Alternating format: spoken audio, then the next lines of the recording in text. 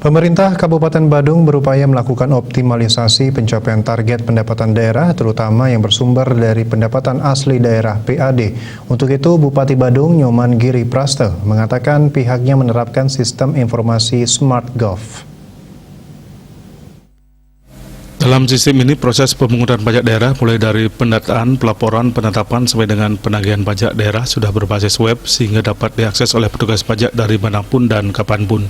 Ia menyebutkan pelaporan pajak daerah telah dilakukan secara daring oleh wajib pajak melalui aplikasi e-tax, sehingga wajib pajak tidak perlu lagi menyampaikan laporan secara manual atau hard copy.